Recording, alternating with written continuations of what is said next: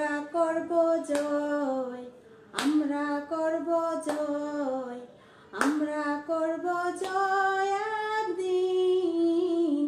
ওহ বুকের গভীরে আমরা জেনেছি যে আমরা করব জয় একদিন, আমরা করব জয় একদিন, আমরা করব জয় একদিন।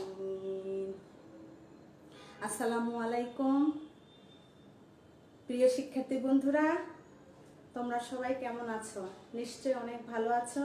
আলহামদুলিল্লাহ, আমিও আল্লাহর অশেষ রহমতে তোমাদের দোয়ায় অনেক ভালো আছি। আমি আবারও তোমাদের মাঝে আজকে ফিরে আসলাম পঞ্চম শ্রেণীর বিষয় বাংলা নিয়ে। আমরা অবশ্যই আবার জয় করব, করোনা ভাইরাসকে প্রতিরোধ করব, স্বাস্থ্যবিধি মেনে চলব এবং সবসময় পরিষ্কার পরিচ্ছন্ন থাকব। এই বলে আমরা সবসময় আমাদের কাজে এগিয়ে যাব। ঠিক আছে প্রিয় শিক্ষার্থী বন্ধুরা, আমরা তাহলে আজকে পাঠে ফিরে যাই, তাই না? গত দিনের পাঠে আমি কি পড়াইছিলাম? ভাবুক ছেলেটি। ভাবুক ছেলেটির তোমরা কি সবাই মনে আছে তোমাদের সেই কথাগুলো? ভাবুক ছেলেটির ছোটবেলার দিন কেমন ছিল, সে ছোটবেলায় কি কি বিষয় নিয়ে ভাবতো, তার বাবাকে কি কেমন প্রশ্ন করতো, তাই না?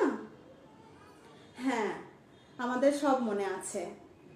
আমাদের মন চাচ্ছে না যে আমরা আরো আগ্রহ হচ্ছে যে আমরা ভাবুক ছেলেটি স্যার জগদীশ চন্দ্র বসু উনি বিজ্ঞানী হয়ে উঠলেন, কি কি বিষয় নিয়ে গবেষণা করে বিজ্ঞানী হয়েছেন, এগুলো জানতে মন চাচ্ছে না?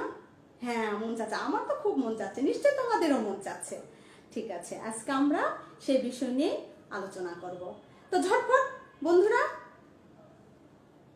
পঞ্চম শ্রেণীর তোমাদের নিজ নিজ পাঠ্য বইটা বের করে নাও। ঠিক আছে, আমার কাছে বই নেই, তারপরও আমি তোমাদের জন্য, শুধু তোমাদের জন্য, তোমাদের ভালোবাসার টানে আমি আর নিজেকে ঘরের ভিতর রাখতে পারলাম না। আমি আমার মোবাইলে বই ডাউনলোড করে তোমাদের সামনে হাজির হয়েছি। ঠিক আছে, আমি তোমাদের জন্য যদি কষ্ট করতে পারি, তোমরা কেন আমার জন্য কষ্ট করবে না?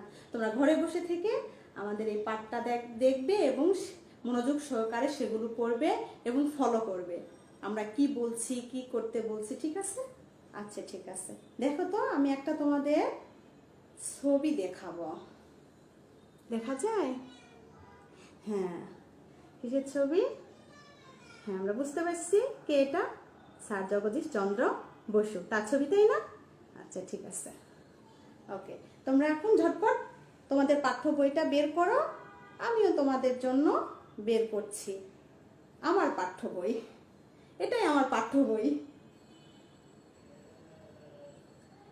আমি পড়াবো, তোমরা নিশ্চয় কি করবে? হাতে আঙ্গুল দিয়ে বইয়ের পাতায় লাইন বাই লাইন হাতে আঙ্গুল দিয়ে আমার পড়াটা শুনবে কিন্তু। ঠিক আছে আমার বন্ধুরা? আচ্ছা, তো দেখো উনি কি কি বিষয় নিয়ে গবেষণা করছে, আমার কিন্তু খুব জানতে মন যাচ্ছে। আর হ্যাঁ, আচ্ছা, আজকে আমরা কিন্তু এই পাঠ্যাংশ আমাদের কি, জগদীশ চন্দ্র বসু এক একটি বিজয় স্তম্ভ, এই পর্যন্ত আমরা পড়াবো।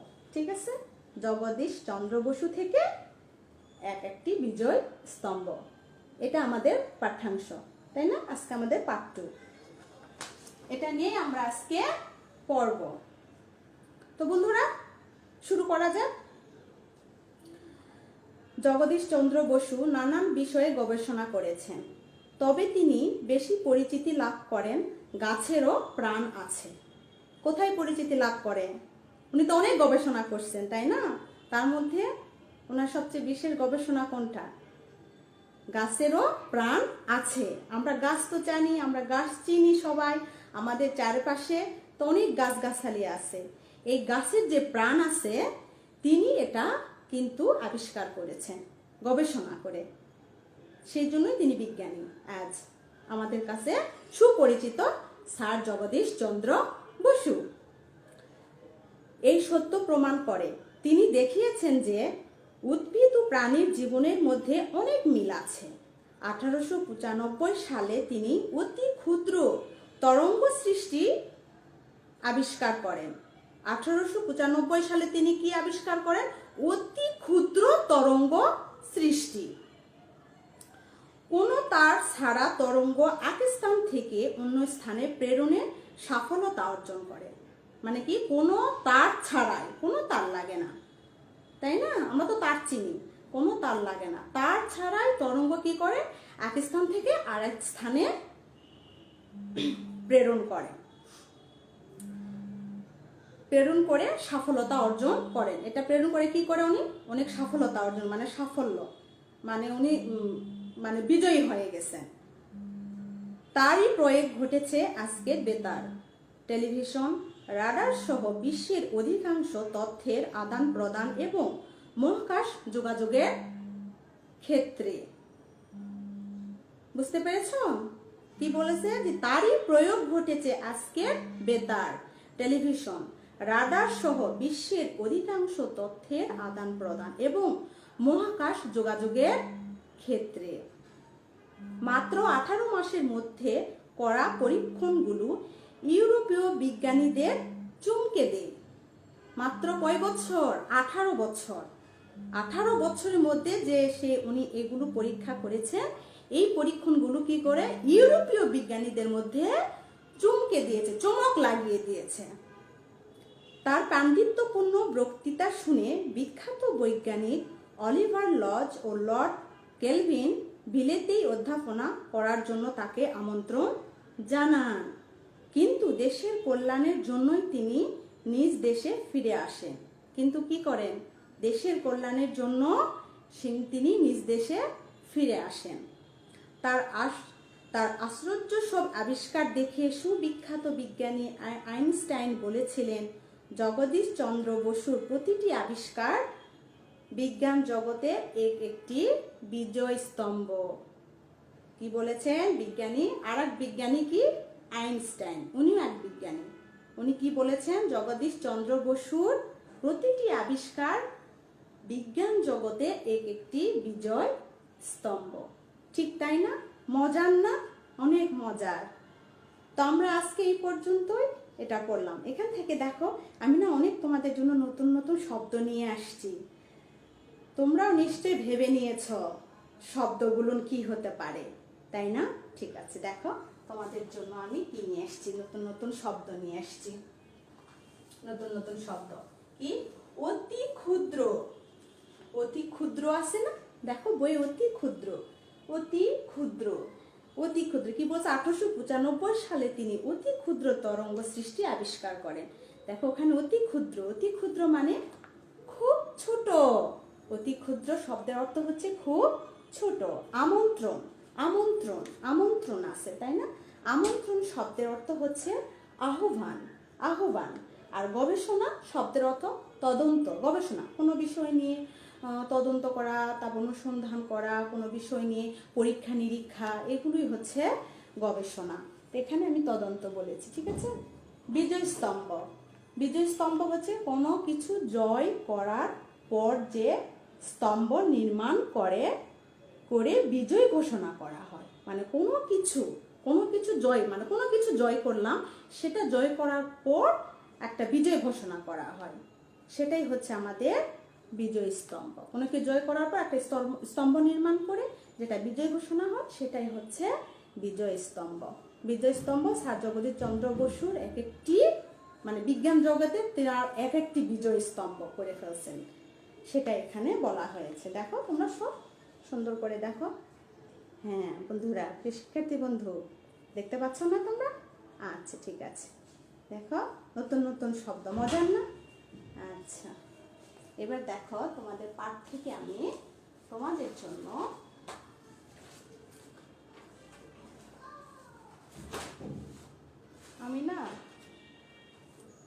তোমাদের পাঠ থেকে দেখো কিছু যুক্ত বর্ণ নিয়ে আসছি।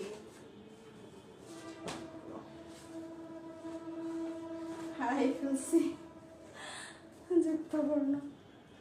আচ্ছা দেখো, যুক্ত বর্ণ তোমরা দেখতে পাবে, আমি বলছি তোমরা দেখো।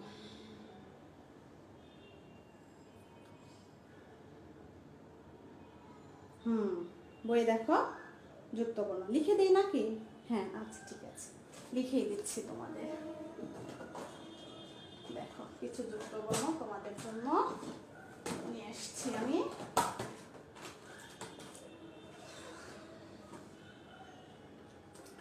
যুক্ত বর্ণগুলো হচ্ছে,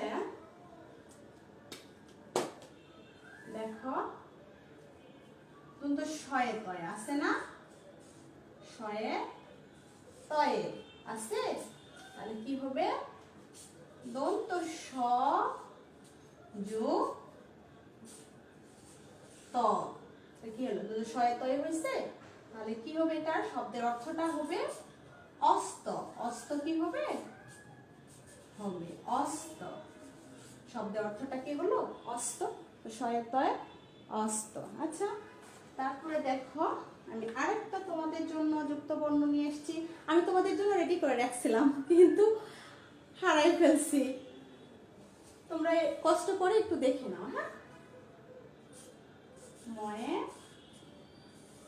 ভয়ে, তাহলে কি হবে? ম যোগ ভ, তাই না? তাহলে কি হবে? স্তম্ভ হবে না? স্তম্ভ বা বিজয় স্তম্ভ বইয়ে আছে, বা অসম্ভব, অসম্ভব সম্ভব, ঠিক আছে। তারপরে দেখো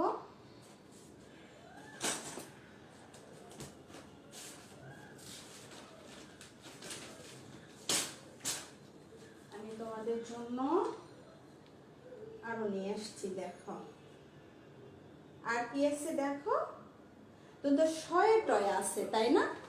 দন্ত শয়ে টয়ে, দন্ত শয়ে টয়ে, দন্ত স টয়ে। দেখো তাহলে কি হবে? দন্ত স যোগ ট, কি হবে? আইনস্টাইন আছে না? আইনস্টাইন হবে। আইনস্টাইন,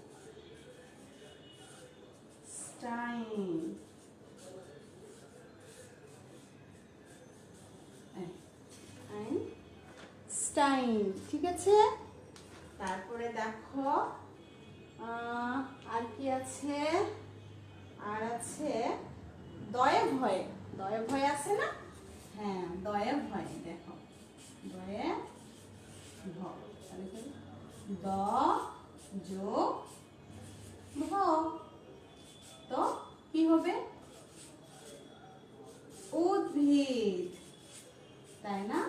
উদ্ভিদ। এভাবে অনেক অনেক যুক্ত বর্ণ আছে যা আমরা ভাঙাতে পারি এবং নতুন শব্দও তৈরি করতে পারি। আমার প্রিয় শিক্ষার্থী বন্ধুরা, তাই না?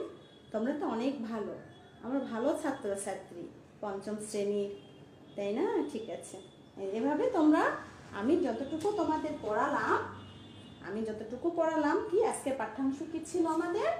যে জগদীশ চন্দ্র বসু থেকে এক একটি বিজয় স্তম্ভ, তাই না? এই পাঠ্যাংশটা ছিল। এই পাঠ্যাংশ থেকে আমরা এই পর্যন্ত পড়লাম। তিনি হচ্ছে এখানে কি পড়ছে? একটা সুন্দর কথা, দেখো অনেক সুন্দর একটা কথা। তিনি কি বেশ পরিচিত লাভ করে গাছেরও প্রাণ আছে। তার মানে উনি কি উদ্ভিদ আর প্রাণীর জীবনের মধ্যে কি রকম মিল আছে, কি রকম সাদৃশ্য বৈসাদৃশ্য, কত রকম হচ্ছে পার্থক্য, এগুলো সব তিনি গবেষণা করেছেন, বিজ্ঞান মানে ভাবছেন, চিন্তা করছেন, তাই না? চিন্তা করে তিনি কিন্তু এই সত্যটা প্রমাণ করেছেন যে গাছেরও প্রাণ আছে। তখন থেকে তিনি কি হয়ে ওঠেন? স্যার জগদীশ, কি বিজ্ঞানী স্যার জগদীশ চন্দ্র বসু, তাই না? গবেষণা করে। তাহলে এখানে কত সুন্দর একটা কথা, আরো অনেক সুন্দর সুন্দর কথা আছে। দেখো এখানে আর একটা কথা আছে যে তার প্রত্যেকটি আবিষ্কার বিজ্ঞান জগতে এক একটি বিজয় স্তম্ভ। আর প্রত্যেকটি আবিষ্কার তার বিজ্ঞান জগতে এক একটি বিজয় স্তম্ভ, তাই না? আমার খুব মজা লাগছে না? হ্যাঁ, মজা লাগছে, ঠিক আছে। আমিও মজা পাইছি, তোমরা তো মজা পাইছো, তাই না? আচ্ছা, তো আমরা কি করব? আমি যে পাঠটা তোমাদের পড়ালাম সেই পাঠ থেকে তোমরা নতুন নতুন শব্দ বাড়িতে কি করবে? তৈরি করবে, নতুন নতুন শব্দের অর্থ লিখবে, ঠিক আছে, নতুন শব্দ বের করে সেগুলোর অর্থ করবে। আর কি করবে, আর একটা দেখো তোমাদের জন্য আমি পাঠ পাঠ এক পড়াইছি না তোমাদের, প্রথম অংশ পড়াইছি, তার ছোটবেলায় সে কি রকম ছিল, দুরন্ত, অনেক দুরন্ত ছিল, দুরন্ত মানে মানে দুরন্ত নয় ছিল, সরি আমার ভুল হয়ে গেল, দুরন্ত নয় ছিল মানে শান্ত প্রকৃতির। ভালো ছাত্রছাত্রীরা সবসময় শান্ত প্রকৃতির হয়, দুষ্টুমো করে না, বিশৃঙ্খলা করে না, মানে শান্ত মেজাজের হয়। ঠিক স্যার জগদীশ চন্দ্র বসুও ছিলেন খুব শান্ত প্রকৃতির ছোটবেলা থেকেই। আর উনি তার মনে অনেক ভাবনা, অনেক চিন্তা ভাবনা আসতো, এটা কি করে হলো, ওটা কি করে হলো, মানে বিভিন্ন রকম প্রশ্ন তার বাবাকে বলতো, তার বাবা শুনতো, তাই না। তারপর বিভিন্ন বিশ্ববিদ্যালয় থেকে তিনি ভালো ভালো বিশ্ববিদ্যালয় থেকে পড়াশোনা করেছেন, বিলেতে গিয়েছেন, এগুলো তো আমরা জানছি। তো তোমরা এখন কি করবে, এই পাঠ এখান থেকে আমি যতটুকু পড়ালাম আজ এই পর্যন্ত, তোমাদের কাছে যে কথা, যে বাক্যগুলো তোমাদের কাছে ভালো লাগছে সেই 10টা বাক্য তোমরা লিখবা, বাসায় খাতাতে লিখবে, পড়ে পড়ে বের করবে, ঠিক আছে, বের করে বাসায় খাতাতে পড়ে পড়ে লিখবে। কয়টা, 10টি ভালো বাক্য তোমাদের কাছে, যেরকম আমার কাছে একটা ভালো, আমার কাছে দেখো আমি তোমাদেরকে বলি যে আমার কিছু কিছু বাক্য অনেক ভালো লাগছে, যেগুলো মানে তোমাদেরও ভালো লাগবে, কিন্তু আমার কাছে এই বাক্যগুলো অনেক ভালো লাগতেছে, যে অনেক সুন্দর এই বাক্যগুলো ভালো লাগতেছে। দেখো আমি তোমাদেরকে দেখাচ্ছি, বলতেছি যে কি, স্যার জগদীশ চন্দ্র বসু দুরন্ত ছিলেন না, তিনি দুরন্ত ছিলেন না। তারপরে তিনি বিলেতে পড়াশোনা করতে যান, তার বাবাকে বিভিন্ন রকম প্রশ্ন জিজ্ঞেস করেন, যে ঝড়ে গাছপালা ভেঙে গেলে কি ব্যথা পায় না, এগুলো বিভিন্ন রকমের সুন্দর সুন্দর কথাগুলো, তাই না। তারপরে উদ্ভিদ ও প্রাণীর মধ্যে যে মিল, সাদৃশ্য বৈসাদৃশ্য, এগুলো তিনি গবেষণা করেছেন। তারপরে প্রাণীরও প্রাণ আছে, এগুলো সুন্দর সুন্দর কথা না। তারপর এক একটা তার বিজ্ঞান জগতের এক একটা আবিষ্কার, তার বিজয় স্তম্ভ, এক একটা বিজয় স্তম্ভ, এগুলো সুন্দর, এরকম সুন্দর সুন্দর কথাগুলো তোমরা 10টি বাক্য খাতায় লিখবে। আর কি করবে, নতুন নতুন শব্দের অর্থ তৈরি করে খাতায় লিখবে। এই দেখো তোমাদের বাড়ির কাজ, ঠিক আছে, বাড়ির কাজ তোমরা করে নিয়ে আসবে বাসা থেকে, তাই না। আচ্ছা আচ্ছা বন্ধুরা, আমার প্রিয় শিক্ষার্থী বন্ধুরা, তো তোমরা এগুলো কাজ অবশ্যই করবে এবং সব সময় ভালো থাকবে। ও হ্যাঁ, আমি তো ভুলে গিয়েছি, আমি তোমাদের পরিচয় দিতে ভুলে গিয়েছি। আমি ফারহানা পারভিন, জালম মাগুরা সরকারি প্রাথমিক বিদ্যালয় সহকারী শিক্ষক, ঠিক আছে, বুঝতে পেরেছো, চিনে গিয়েছো নিশ্চয়। আমি তোমাদের আজকে ভাবুক ছেলেটি পড়ালাম, তোমরা বুঝে গিয়েছো। আমি পরবর্তীতে তোমাদের জন্য আরো যেই পাঠ আছে সেটা নিয়ে তোমাদের সামনে হাজির হব। তো আজ এই পর্যন্তই। তোমরা অবশ্যই ভালো থাকবে, সুস্থ থাকবে এবং স্বাস্থ্যবিধি মেনে নিয়ে বাসায় থাকবে, ঠিক আছে। এবং তোমাদের জন্য আমরা এত কষ্ট করছি, যে যেখানে পাচ্ছি আমরা নওগাঁ অনলাইন স্কুলে ক্লাস করছি, শুধু তোমাদের কথা ভেবে, আমার ছোট্ট ছোট্ট সোনামণি, আমার প্রিয় শিক্ষার্থী বিন্দুদের কথা ভেবে আমরা এত সুন্দর করে কষ্ট করে, এত প্রতিকূলতার মাঝে তোমাদের মাঝে আমরা ক্লাস নিয়ে আসছি, উপস্থিত হয়েছি, হাজির হয়েছি। তোমরা অবশ্যই আমাদের কষ্টের ফল দিবে, তাই না। তোমাদের বাবা মাকে অবশ্যই তোমাদের প্রতি খেয়াল রাখতে বলবে, তোমার বাবা মাদেরকে বলবে স্বাস্থ্যবিধি মেনে চলতে, ঠিক আছে। আচ্ছা, আজকে এই পর্যন্তই। আল্লাহ হাফেজ।